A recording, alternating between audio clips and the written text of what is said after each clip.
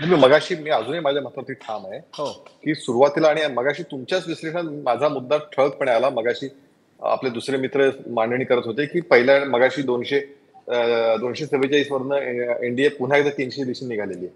त्यामुळे हे ट्रेंड्स बदलत चाललेत आणि ट्रेंड्स स्थिर होण्याच्या दिशेने चाललेत. आणि ज्यावेळी ट्रेंड्स स्थिर जायला लागतील आणि 50,000 पेक्षा जास्त जेव्हा एखादी आघाडी घेतली जाईल, मतांची घेतली जाईल, त्यावेळी आपण असं म्हणू शकतो की ही आता हे स्टेबल होत चाललेलं आहे. आत्ताच 200 मतांनी कोण पुढे आहे, कोण 1500 मतांनी पुढे आहे, 3000 मतांनी कोण पुढे आहे. मला असं वाटतं की हे आत्ता त्याच्यावर निष्कर्ष काढणं खूपच घाईचं होईल. त्यामुळे केशवजी तुमच्या उत्तर पूर्ण करण्यापूर्वी आणखी एक मोठी अपडेट आहे. सांगलीतून आता विशाल पाटील यांच्या आघाडीचे अपडेट येत आहेत आणि त्यांनी 20,000 पेक्षा अधिक मतांची आघाडी घेतलेली दिसते आहे. तर एकूण केशवजी तुम्ही बोलत होता देशातल्या ट्रेंड विषयी.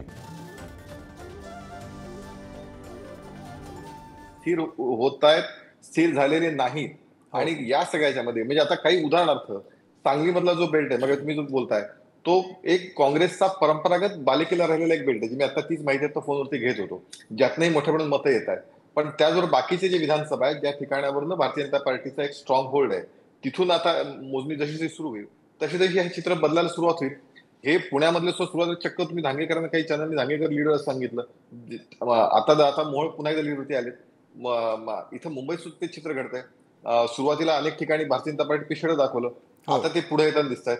त्यामुळे एक मला असं वाटतं की 50,000पर्यंत जोपर्यंत कुठलाही लीड जात नाही, कुणाचाही मग तो कुठलाही पक्षाचा असो, तोपर्यंत आपण कुठलं त्याच्यावरती हे स्टेबल झालं. हे लोकसभेची निवडणूक आहे म्हणून उल्लेख करतो, असं म्हणता कामा नये. कारण फेऱ्या खूप आहेत, काउंटिंग खूप आहे. त्यामुळे ती घाई करता कामा नये निष्कर्ष काढण्याची.